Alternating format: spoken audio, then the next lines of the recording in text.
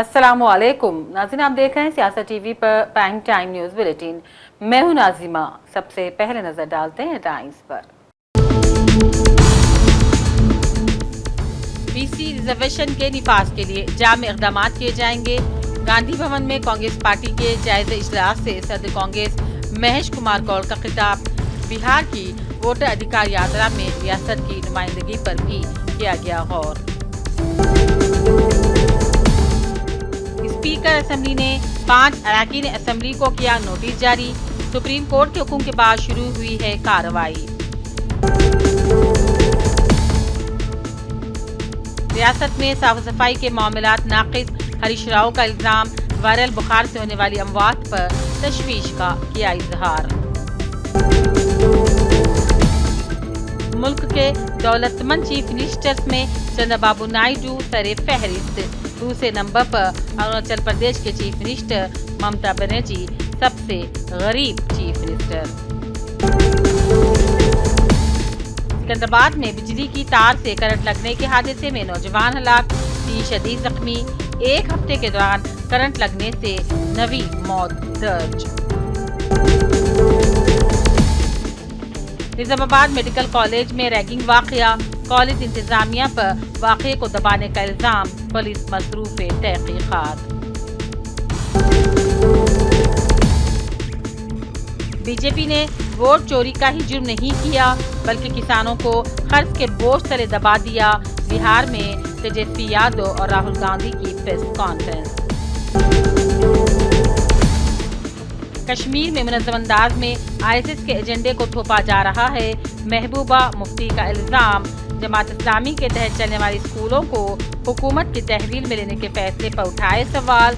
कहा, उमर अब्दुल्ला ने बीजेपी के आगे कर दिया है सरेंडर।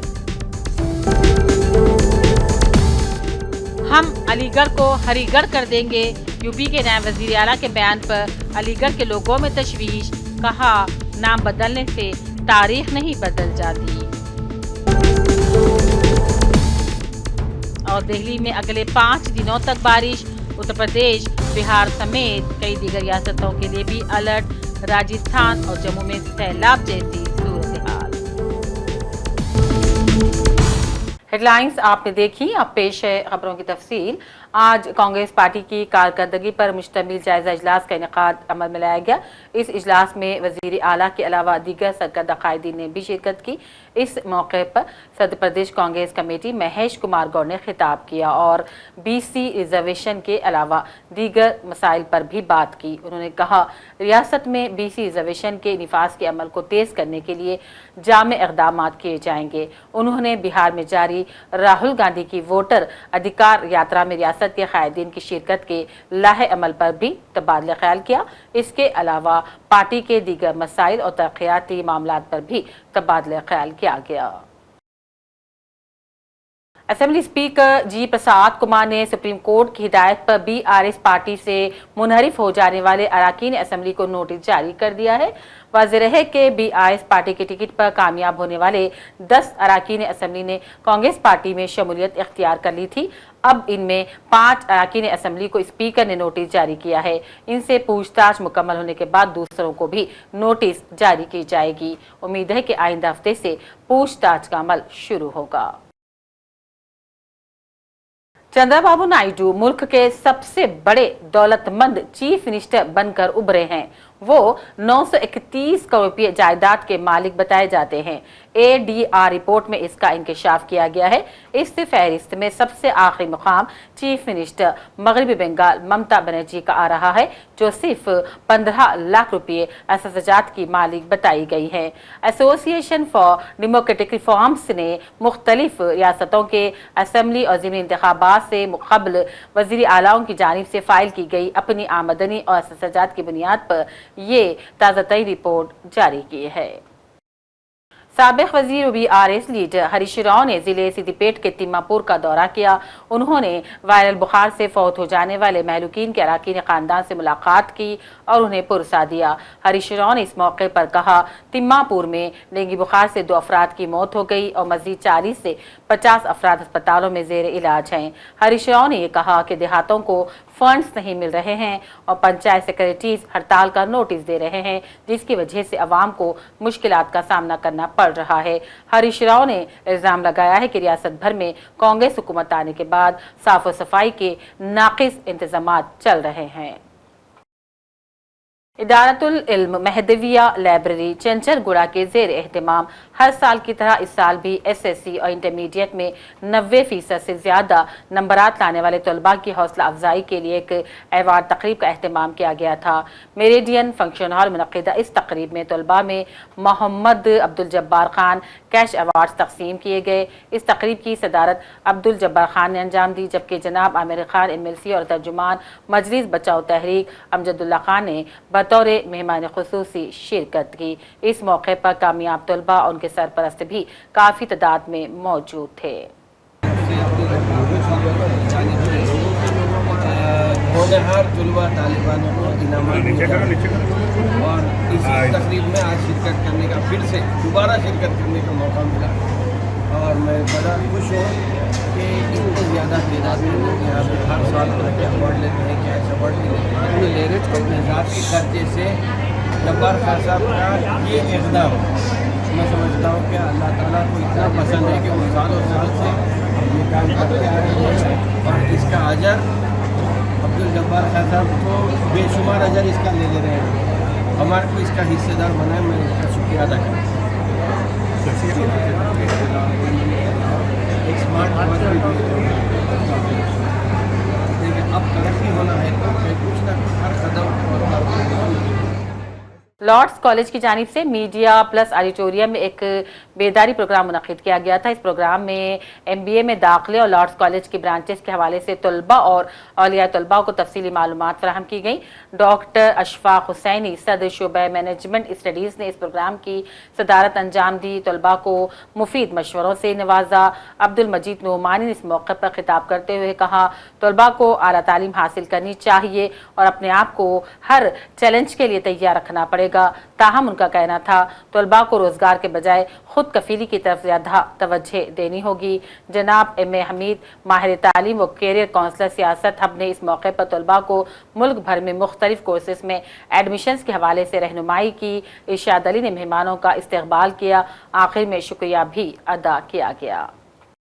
ज़ख़ीरे आब नौगर जुना सागर प्रोजेक्ट से 26 दरवाजे खोलकर पानी को छोड़ा गया। इस दौरान सयाह प्रोजेक्ट की खूबसूरती और पानी के मंजर को देखने के लिए बड़ी तादाद में उमड़ पड़े।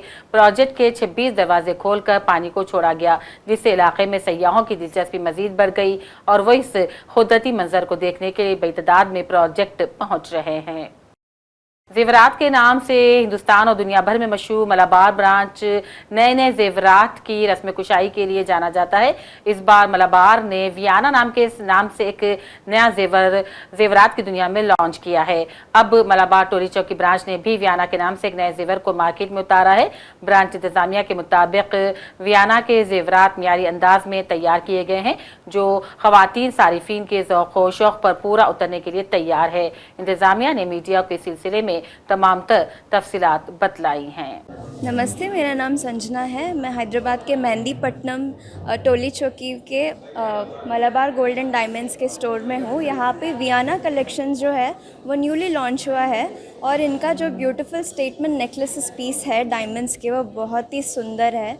आप देख सकते हो यहाँ पे बहुत ही शानदार, इसमें आपको बहुत सारे स्टोन कलर्स में मिल जाएंगे और ये बहुत ही ज़्यादा लाइट वेट है और अफोर्डेबल भी है और इनका 18 कैरेट जो है गोल्ड आपको मिल जाएगा। मैं चाहती हूँ कि आप सभी यहाँ पे टोली चौकी ब्रांच हैदराबाद में आके। वरहमतुल्लाहि वबरकातुहू। मैं इसहाक सज्जाद, यहाँ का शोरूम मैनेजर मलाबार टोली चौकी ब्रांच का। आज 23 अगस्त 2025 वियाना कलेक्शन का शोरूम लॉन्च है। मलाबार गोल्डन डायमंड्स एक ज़िम्मेदार ज्वेलर और दुनिया के मारूफ जेवरात रिटेलर है। वियाना के नाम से एक शानदार नया जेमस्टोन ज्वेलरी कलेक्शन मुतारिफ पर फ़ख्र है। जो हर खातून के इनफरादी खूबसूरती को सराहता है। वियाना एक इक़्तिबास एक ज़ेवरात का मजमुआ में है जो इस यकीन से मुतासिर होकर बनाया गया है कि जिस तरह कोई भी दो कीमती पत्थर एक जैसे नहीं होते, इस तरह कोई भी दो ख़वातीन एक जैसे नहीं होते। वियाना कलेक्शन 18 कैरेट और 22 कैरेट में गोल्ड में है।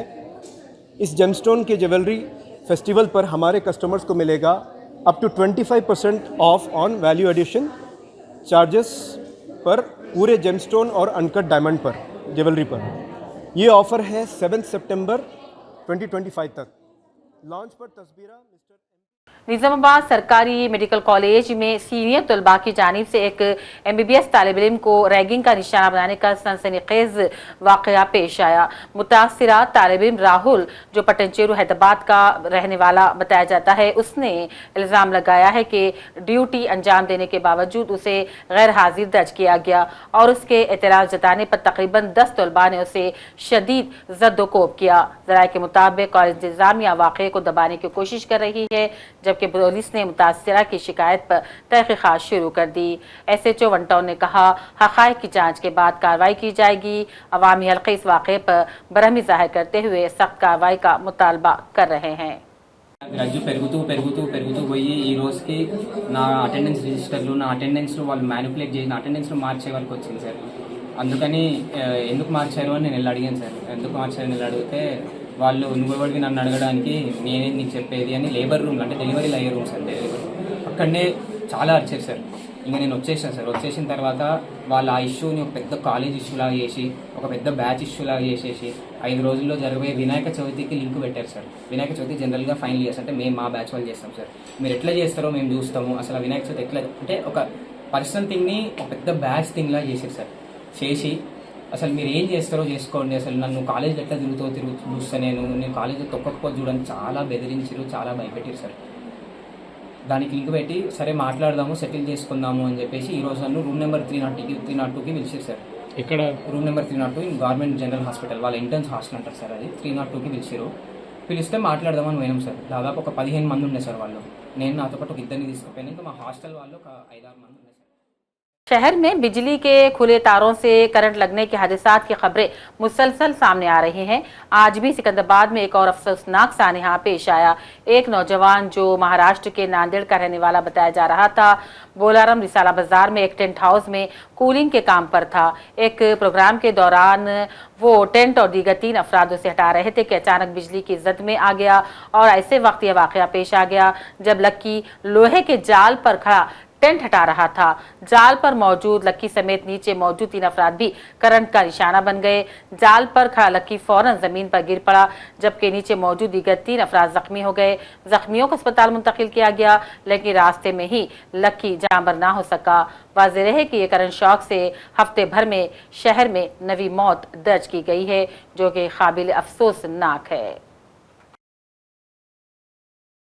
वैसे तो रियासत भर में उर्दू मीडियम के मसाइल का अंबार पाया जाता है।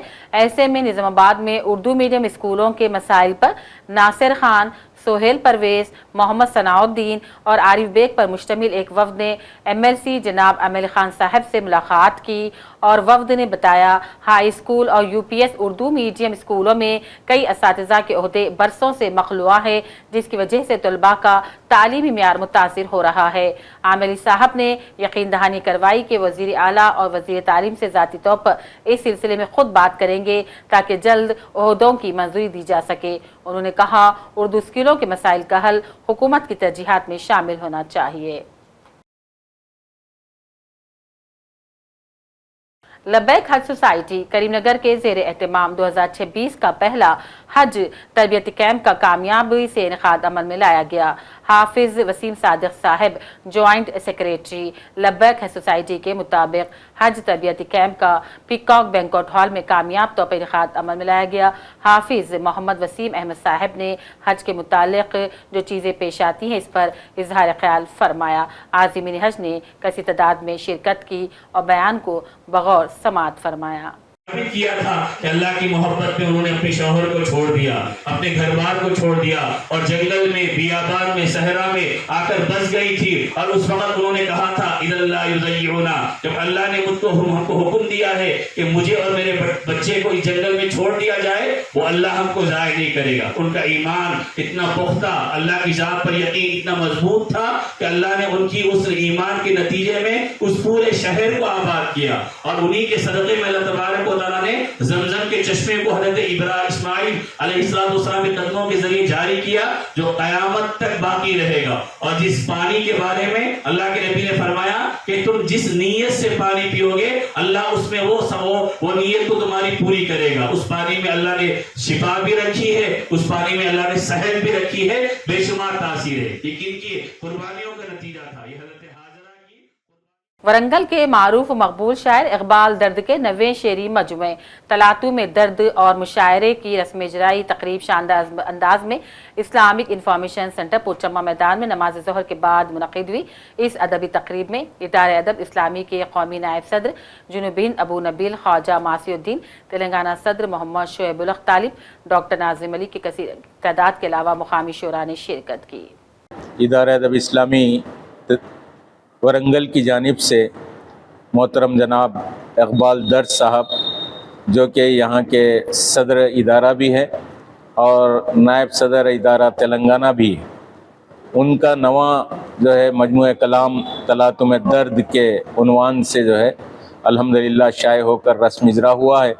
इस पर मैं इदारे अदब इस्लामी तेलंगाना की जानिब से मोहतरम जनाब इकबाल दर्द साहब को दिल की अमीर गहराइयों के साथ मुबारकबाद देता हूँ और अल्लाह तबारक व तआला से दुआ है कि वो इसी तरह उर्दू अदब की खिदमत में अपने आप को लगाए रखें, इदारे के फ़रोग़ के लिए अपने तमाम खिदमात वो लगाते रहें। ये जो शहर वरंगल है वो एक इल्म का मरकज़ है और यहाँ पर बहुत सारे साहिब इल्म अफराद भी रहते हैं और इन्हीं में जनाब इकबाल दर्द साहब, आज उनका 9वां शेरी मजमुआ तलातुम दर्द के उन्वान से इसका रस्म इजरा अमल में आया। तो बहरहाल ये बहुत खुशी की बात है। दरअसल ये सारी चीज़ें इस दरअदब इस्लामी हिंद, इदारे अदब इस्लामी हिंद के तहत होती हैं।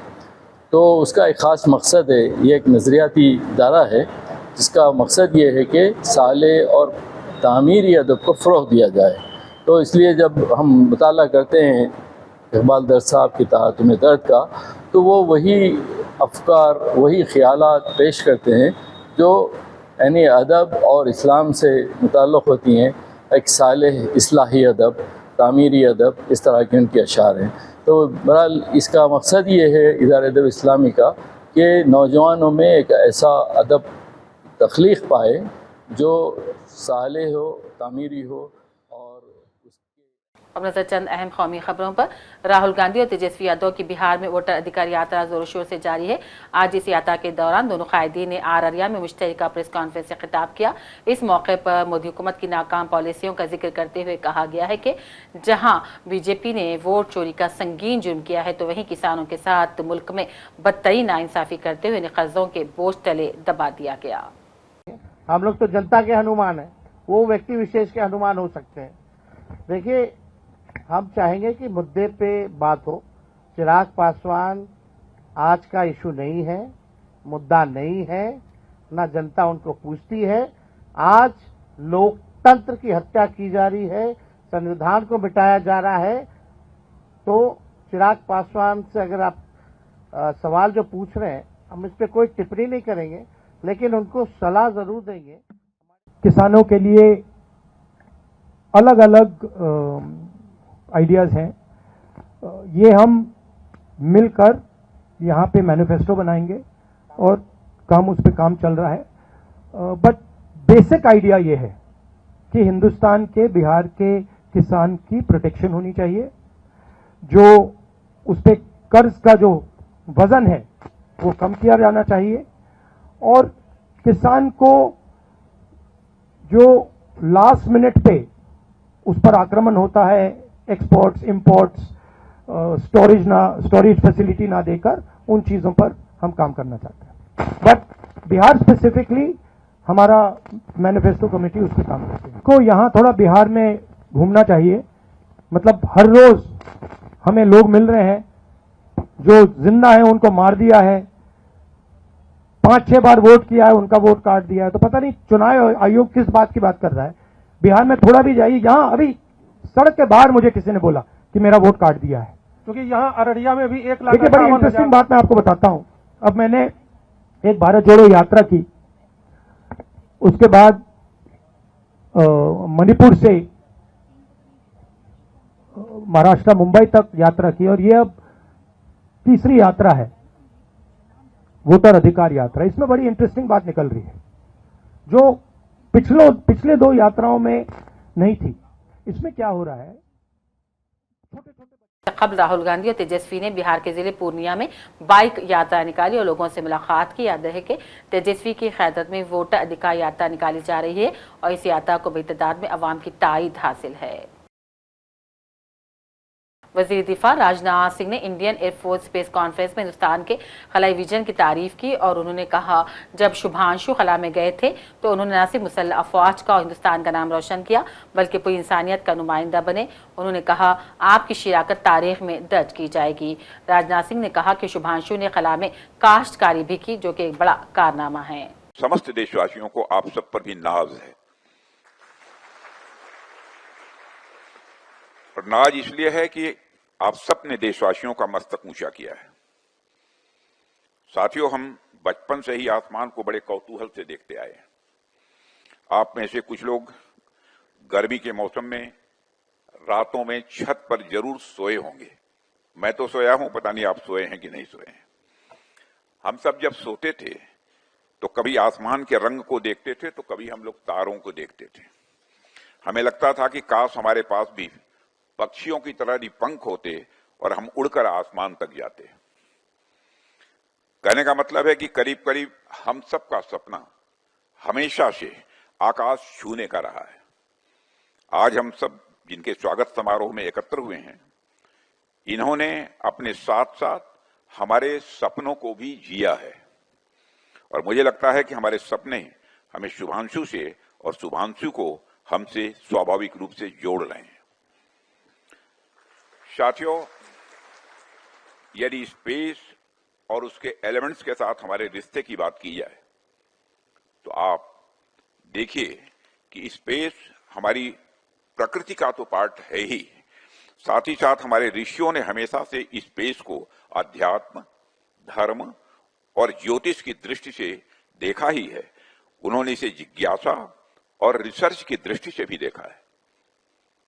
प्राचीन भारत के खगोलविद आर्यभट्ट और भास्कराचार्य ने उस विज्ञान की नींव रखी थी जिसे आज आधुनिक दुनिया स्पेस साइंस कहती है।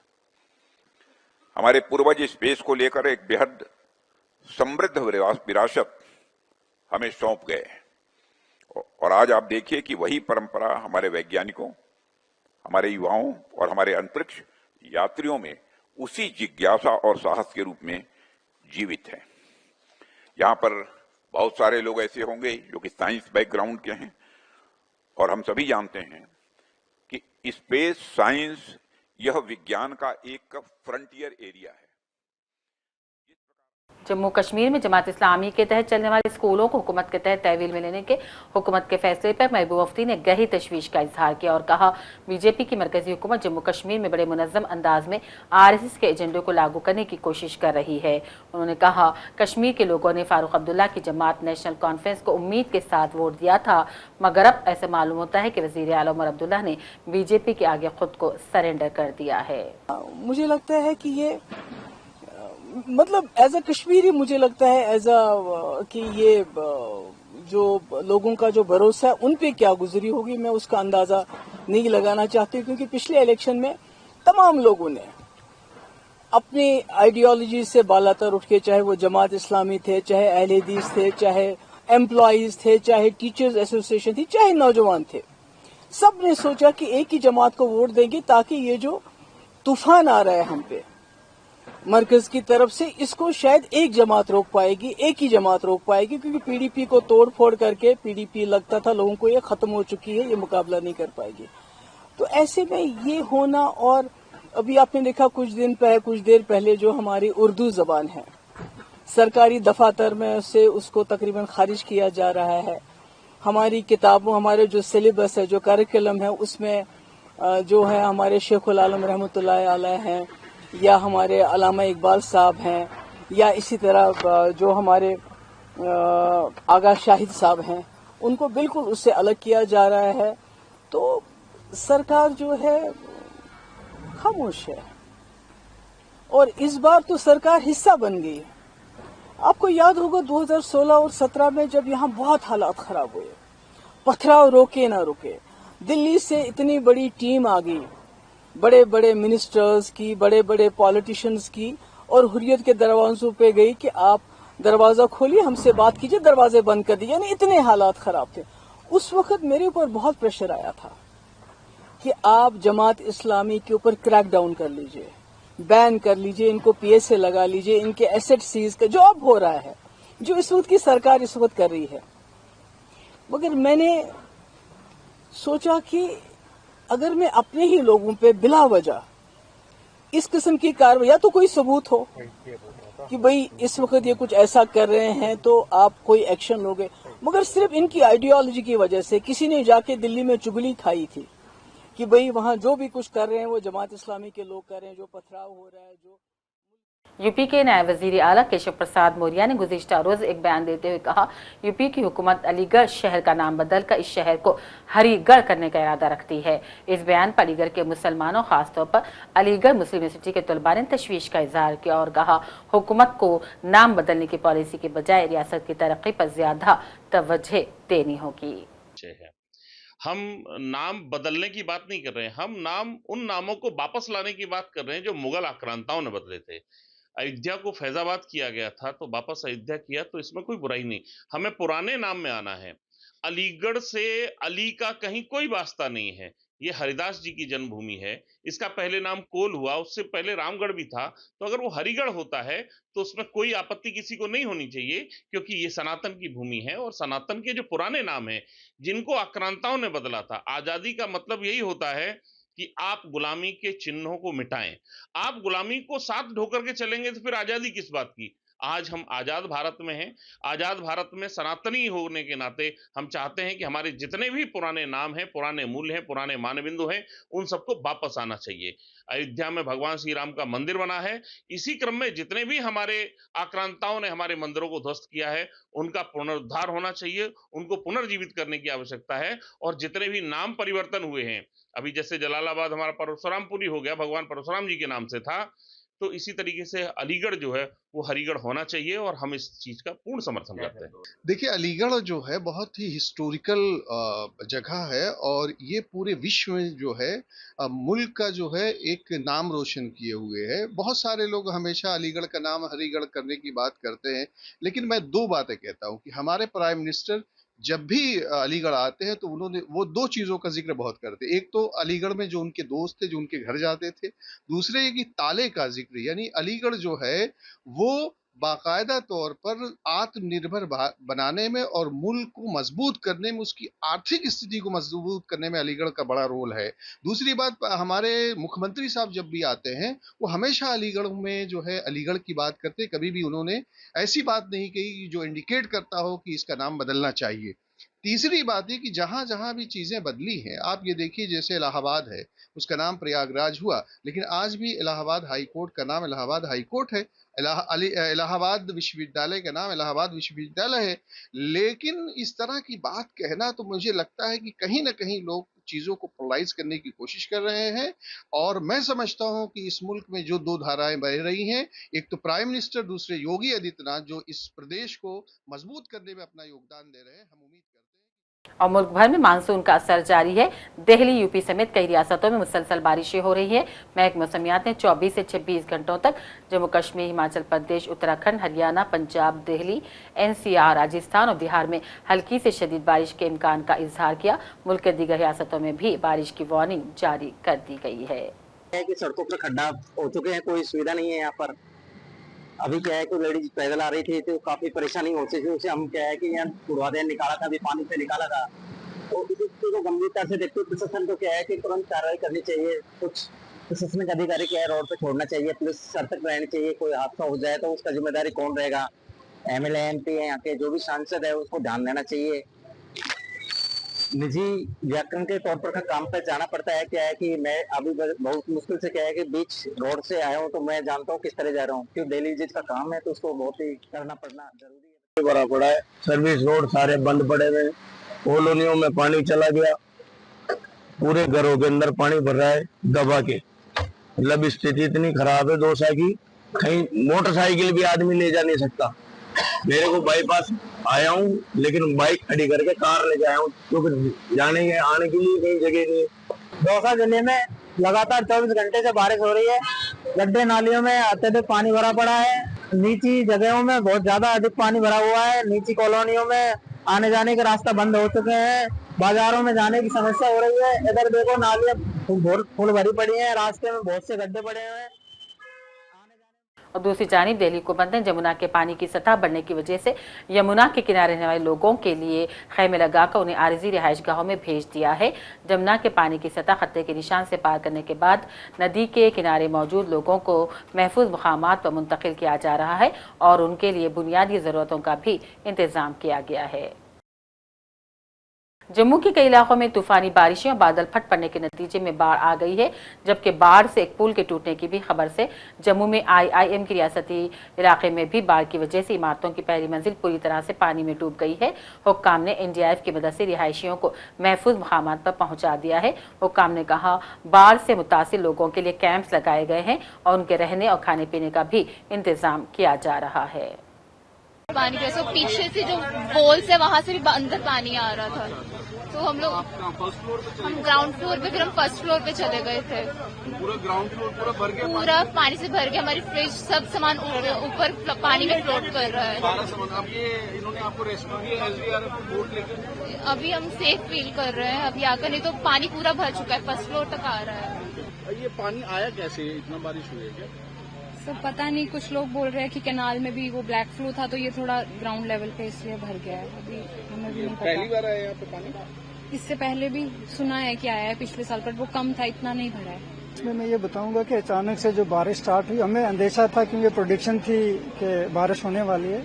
हमारे लोग तैयार भी थे और जो ही बारिश स्टार्ट हुई, हमारा जो ये पूरा जो साइंटिस्ट डिपार्टमेंट का पूरे 4 ब्लॉक्स हैं, हमने ग्राउंड फ्लोर से बच्चों को क्लियर कर लिया पहले ही। और सिंस बारिश जो है वो रुकी नहीं, बारिश से ये पूरा पानी जो भर गया। जो पानी यहाँ भरने का कारण ये रहा कि आप नहर देखेंगे, नहर पता नहीं चौक हो गई या ओवरफ्लो हुई। उसके बाद हमारा पौंड है, पौंड भी जो है वो भी भर गया, उसका पानी पूरा बैक फ्लो होके हमारे पूरे ग्राउंड फ्लोर में भर गया। हमारे सूबे से जो है 6 हमने अपने पंप जो है वो यहाँ फिक्स किए, पंप पानी निकाल रहे हैं। इसके साथ साथ जम्मू म्यूनिसिपलिटी के भी लोग हैं और जो जैसे आपने बताया कि SDRF की टीम ने अपनी गाड़ी जो है पंपिंग के लिए भी लगाई और बोट के जरिए जो है बच्चों को यहाँ से निकाला जा रहा है। हमारे पास अल्टरनेट अरेंजमेंट बच्चों के रहने का, खाने पीने का सब है। आखिर में हेडलाइंस पर डालते हैं एक और नजर। BC रिजर्वेशन के निफाज के लिए जामे इक़दाम किए जाएंगे। गांधी भवन में कांग्रेस पार्टी के जायजा इजलास से सदर कांग्रेस महेश कुमार गौड़ का खिताब। बिहार की वोटर अधिकार यात्रा में रियासत की नुमाइंदगी पर भी किया गया गौर। स्पीकर असेंबली ने 5 अरकान असेंबली को किया नोटिस जारी। सुप्रीम कोर्ट के हुक्म के बाद शुरू हुई है कार्रवाई।